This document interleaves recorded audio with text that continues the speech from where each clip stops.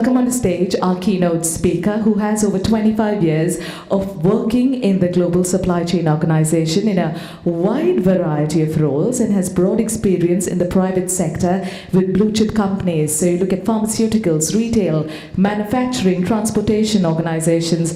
He has worked with supply chain academic organizations and regularly lectures as well and recruits students from master's program. Ladies and gentlemen, this is going to be an interesting keynote address. Please put your hands together as we welcome on the stage right now Mr. Richard Lloyd. Good morning, sir. Once again, welcome. Good morning. Good morning. Thank you for your kind introduction. Good morning, everybody. Good morning. Hey, isn't this exciting? It's great. It's always great to be among supply chain people. We're the smart people who worked out what a really interesting career looks like, where to really make a difference. I think it's very exciting to see so many people here, and I'm honored to stand in front of such a distinguished audience. I thank you for your attention, and what I want to talk about today is enlightenment in the supply chain. Now, some of you may be wondering a little bit, who is this guy? Is he going to try and share with us some pearl of wisdom? We're supposed to sit at his feet and learn something enlightenment. That's not what I'm talking about today.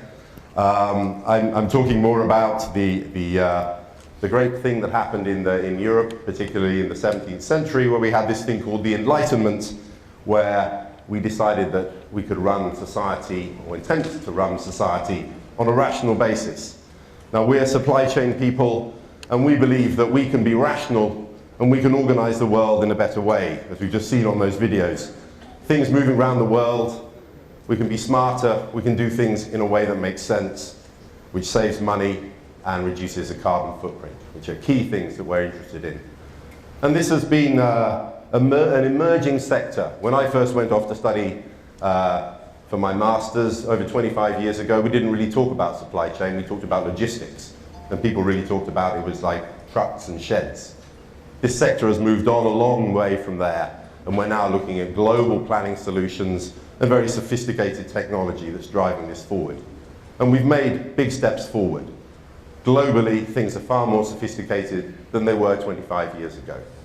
And we can be pleased about that, and we should pat ourselves a little bit on the back. But actually, that's not really what I want to talk about. About 10 years ago, after I'd been working in the supply chain for quite a while, I started to look back on my career and think, I don't think I've managed to save the world quite yet. And in fact, when I look at some of my projects, they haven't really been that successful. Some of them have, but a lot of them have had a lot of issues. And I thought, well, is it just me? Or is it maybe I'm just not very good at my job? So I did some research around this. And actually, when you look across the field, the suggestion is that most supply chain projects struggle considerably. Any strategic initiative, particularly looking into implementing new systems to do planning and have global visibility, typically run into fairly major issues. Only 2% of projects, we did a survey at Cranfield University, and only 2% of projects were actually successful fully to what they had aimed to do, which doesn't sound very good. And then when we looked at what the reasons were, mainly these reasons were not around technology.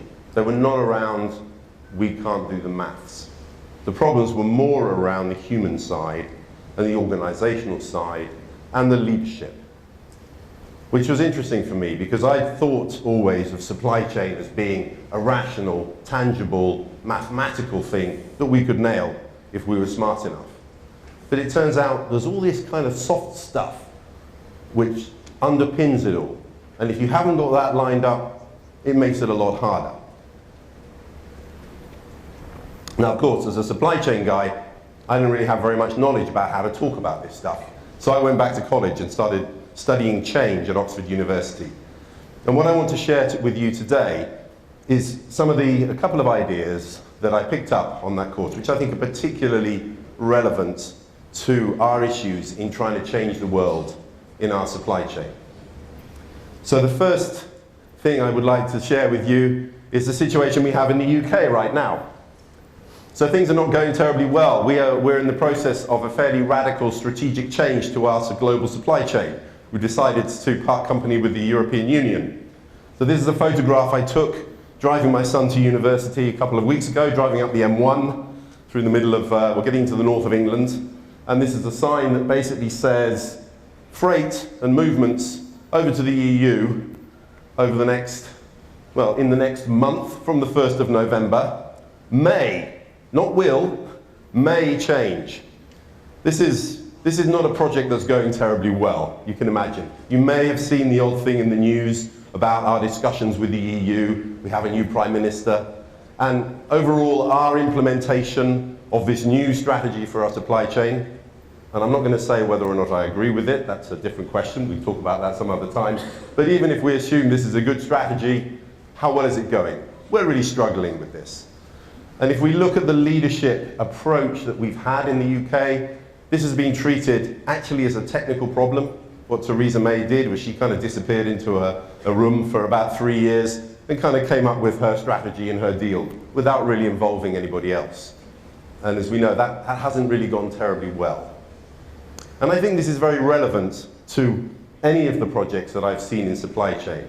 It's a lot about how do you go about framing the problem. It's very important to understand the nature of the problem that you're trying to solve. And one of the interesting ideas that we have around this is that the supply chain, we in the supply chain, we are waking up.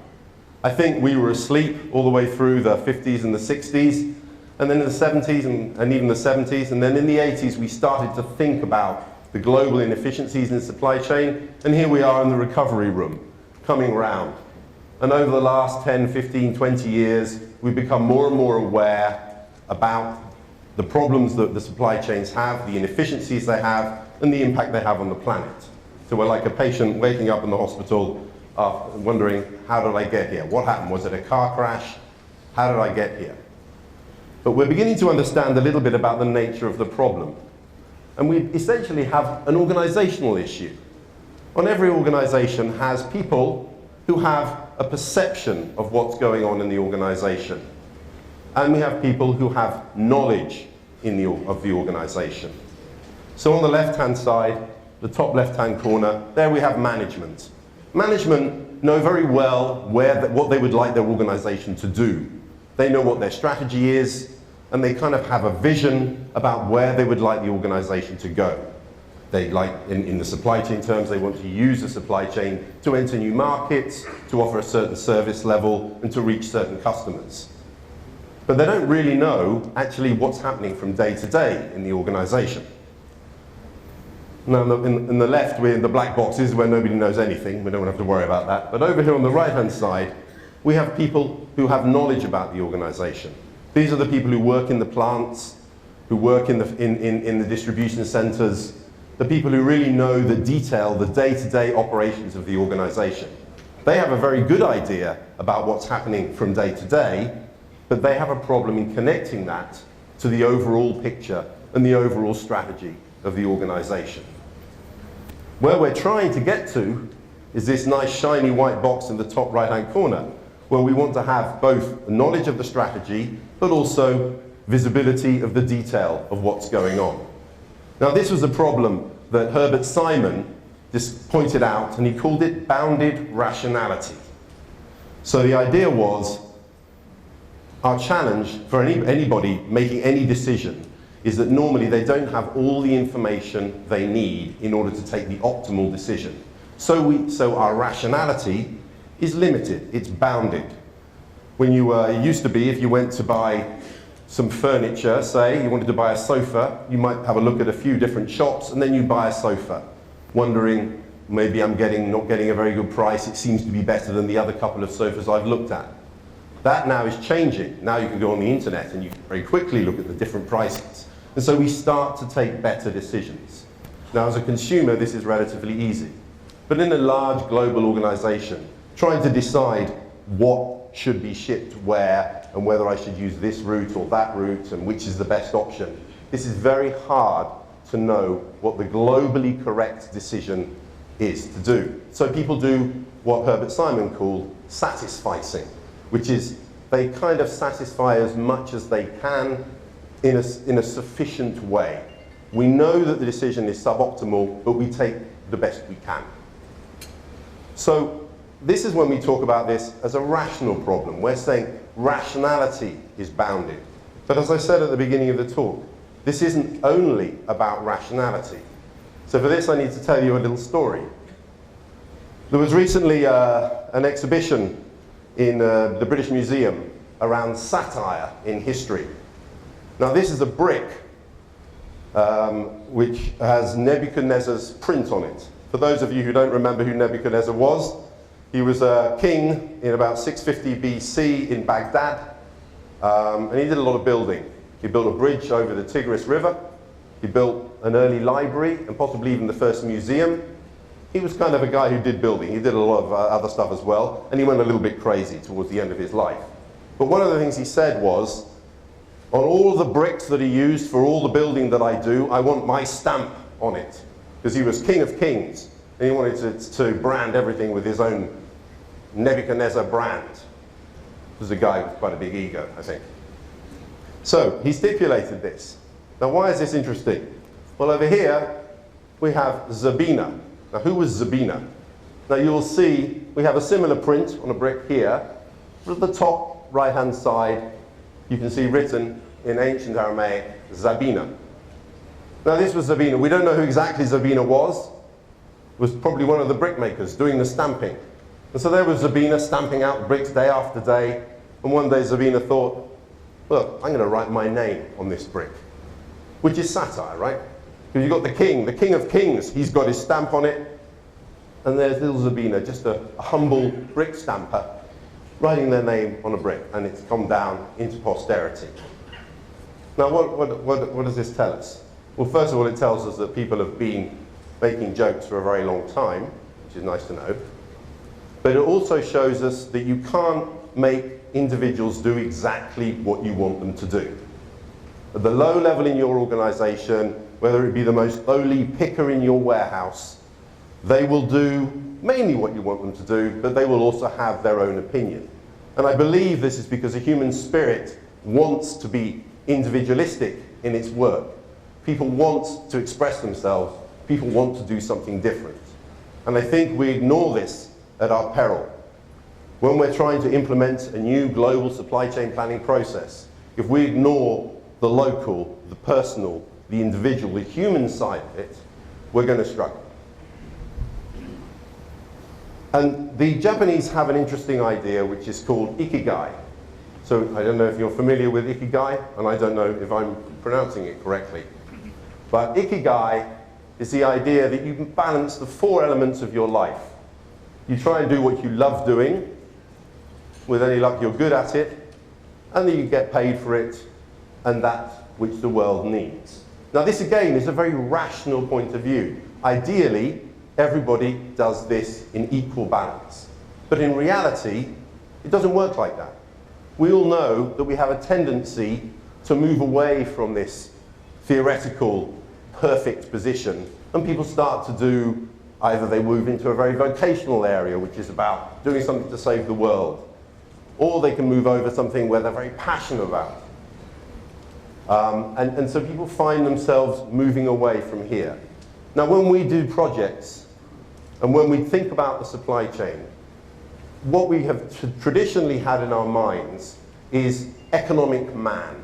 Now economic man was this concept in economics for a long time, that human beings are completely rational and will always do what is in their own self-interest. And this is kind of assuming that everybody sits here in the middle. Ideally, we will balance and we'll always do the right thing given the parameters that we're given. We're going to be rational. But over the last 10 or 15 years, we've seen this emerging field of behavioral economics, where people have started to observe, and there are many, many studies on this, that show that people don't always do the rational thing. They are driven by things beyond pure economic rationality. There are emotional decisions that they take both consciously and unconsciously, which change their behavior. So again, this is a complexity that we have to deal with when we're trying to implement in the supply chain. So we've talked about the kind of problem that we have. We have this issue of bounded rationality, where you've got an organization with managers knowing the strategy, the employees knowing what's actually happening, and the challenge is there's a gap between the two. And what we're doing most of our time is trying to close that gap by putting in new systems and processes in order to clarify everything.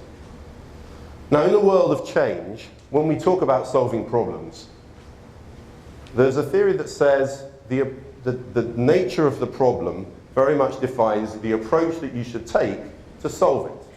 And we basically have three types of problem. The first type of problem is a critical problem. It's a crisis. It's a burning building or a burning warehouse in our world. And the leadership style for this is to be a commander. You're not going to stand back and say to everybody, hey, you know, the building's on fire. What do you think we should do? Yeah, this is not going to work. You need to take the lead and say, right, shut up everybody. Listen to me. This is what we're going to do. Okay? I think that's fairly clear. We can imagine that, right? And then the next kind of problem is what we call tame problems. Now, these are problems that we've seen many times before, and we know how to solve. This is a management issue. So here we have, the picture here is some poor person having their appendix removed. Now again, if somebody comes into a hospital with appendicitis, they wheel them in, surgeon comes into the room, and again he says, right, you know, we know what we're doing, we know where the appendix is, we're opening it up and we're going to remove it, etc. And he's not looking either for one of the nurses to say, oh, I just had an idea, what about if? We don't need creative input here. This is a known problem. When somebody does your auditing in your company, again, you don't want them to start being creative. At least you probably don't want them to start being creative. Sometimes people do. Typically not. There are plenty of activities that we do in business that are standard and we know how to do them. Excuse me. And then the third kind of problem, and this is the interesting problem, are wicked problems. Now, wicked problems are problems which they obey the no stopping rule, in the sense that you never really solve them. You can only really make them less bad. And the world has many wicked problems. Global warming is a wicked problem. Immigration is a wicked problem. Child obesity is a wicked problem. These are problems where it's very complex and no one's ever really completely solved them. And they don't have a single elegant solution that you can just go, boom, we've solved it. Now, for this kind of problem, the style of management has to change, because you as a manager, you don't have all the answers. You can't tell everybody what to do because you don't know. You've never seen this kind of problem before. And so the style has to change. The style has to be consultative. It's your job to say, look, I can frame the problem, as I've been attempting to do with bounded rationality. I can kind of describe the issue that we're trying to solve, but now I need to get everybody's input in order to go about trying to solve this. And what you end up often is not a very neat and elegant solution. It can be quite messy. You're using a combination of different things to attack this problem. Now, this is counterintuitive for us, I think. For a long time, supply chain planning and execution has been seen as really a technical challenge. And so we've seen, and I've seen this many times, excited, bouncy executives coming in and saying, oh, I know all about this. I've done my studies and I've seen a lot of companies. I'm now going to implement this. And they take a very top-down, either treating the problem as a critical problem or as a tame problem, that they think they've seen it all before. But once you get into an organization that is large, where there is a lot of bounded rationality, and you don't really know everything that's going on, if you take that approach, all you really do is you annoy people an awful lot. And you see people trying to do global planning and saying to a plant that's been used to planning itself, perhaps for the last 50 years, don't worry about your planning anymore, we're going to tell you what you're going to make. This does not go down well, in my experience, in manufacturing organizations, if suddenly they're told they're going to be told what to make from some head office. They have a pretty good view themselves on what they want to make. So it needs to be a negotiation, and we need a very different style of leadership. The other thing that we've done a lot, and I think it's been an error over the last few years, is we've actually put in such rigid processes into organizations that we've kind of put the organization to sleep. So it was very popular in the 90s to put up these nice flow charts where you talk about your very neat steps to sort out the planning process. And on paper, it looked really, really good, because everyone could say, aha, now we can see the process. And managers loved it, because it was all tidy, it was all swept up. But often it would be, right, we're going to do a forecast at the beginning of the month, and then that stays there, and then we're going to do some master planning, and then we'll do some execution on a weekly or daily basis. But the problem is that people started jumping past the process, because it wasn't agile enough. People would say, look, I made a forecast at the beginning of the month, but actually 2 days later, I found out something really important that I wanted to tell you. But because of the process, I couldn't tell you until the following month. So the process had introduced this very slow, well, introduced a lot of information latency between the different parts of the organization. And so what we've really been trying to do with systems recently in the last 10 years is to move to a much more agile approach towards dealing with things and accepting that not everything is going to be neat and tidy and fitting into nice little boxes. And we hear about, these days, a lot of talk about artificial intelligence. So I think, does anyone know what this is? This is the Elon Musk thing. So what these rockets aren't going up, they're coming down. This is when he sent his SpaceX into space, and then he reused these two things which come back down and landed. Because his point was, every time you go into space, you can't afford to throw away your rocket. And what we've seen in IT implementations over the last 30, 40 years is that essentially every IT project has like a half-life. It's even dealt with this in accounting terms. You buy your system and then it's discounted over time, because the assumption is you're going to switch it off in about 10 years' time because it'll be outdated. This seems crazy. This has been a hugely disruptive and expensive weight on all supply chains everywhere in the world. What we're going to see with AI is that when you put a system in, it'll be not bad, and then over time it will start to get better and better. With machine learning and with AI, we're going to start tweaking systems, and we can be agile and make them better and better over time. So instead of saying my system is worth less year after year, we say my system is actually increasing in value because it's more intelligent than it was last year. And I think this is an important trend.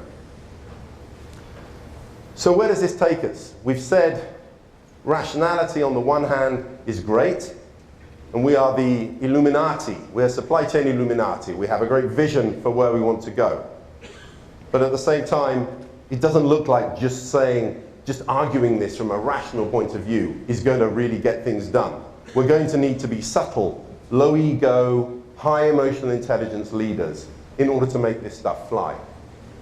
So I've been thinking a lot about this over the last few years, and it was really after I left. I was working at i2 Technologies, and I left in 2010, and I spent quite a few years thinking about how we could improve the way that we do implementations. So my old friends at i2, they started a new company called 09 Solutions, which is where I currently work. And I became aware of what they were doing about 6 or 7 years ago, and started to track what they were doing. And while I was doing my stuff, waving my arms around, talking about the Enlightenment and Nebuchadnezzar and Zabina and things like this, they were thinking about how technology needs to be and how it needs to be more usable. Because when we look back, I remember in the early days in i2, I would go to a customer and they'd say, oh, your user interface is not very friendly. And I'd say, well, yeah, you didn't buy us for our user interface, you bought us for our maths. And they'd say, and your data management's really, it's hardly there. You haven't got a data management tool, and yet you say your tool needs really good data. And I say, yeah, that's not our issue. We're all about the maths. But I think Chakri and Sanjeev, the founders of 09, their insight was, for technology to really be usable and to avoid this buy it and then throw it away 10 years later, it needs to be very usable. You need to be able to manage the data very well, and you need to be able to engage users in a way that previously systems haven't done. Previously the systems were like an anesthesia. You put your employees to work on this large enterprise system and they had to follow the rules. It was extremely dull. What we're trying to do these days is give systems a much more usable feel. We're competing with Google. the Google commercial, what do we call them, for normal consumers. People, we're always used to using Google on our phones, and it's incredibly user-friendly. If you get an Apple Mac, it doesn't come with instructions. You get an iPhone, you don't need instructions. You pick it up, it's intuitive, you use it. We know that our workforce, these millennials, are not going to have the patience to be told over weeks and weeks of training how to follow a business process in a tool. What people want are tools that are flexible, that are rapid to implement, and bring value quickly, and are kind of just cool and friendly to use, and not a bunch of clunky screens. So that's where I found myself coming together with '09, is I think we recognize this socially complex issue of bounded rationality in the supply chain. We recognize that trying to solve this problem is not going to be easy. But if we bring together emotional intelligence, some understanding about what's going on at the lower levels in the organization, and a way to engage with those people, both in terms of new processes, but also in terms of new technology, I think we have a chance of making further progress. So you've been very attentive. I really thank you for your time. It's been a great pleasure talking to you. I hope I've managed to bring you some insights. And if you disagree violently with what I've said, please come and find me in the coffee, but be gentle. And if you would like to add to anything that I've said, please also find me, and I'll be very happy to discuss. Thank you very much indeed.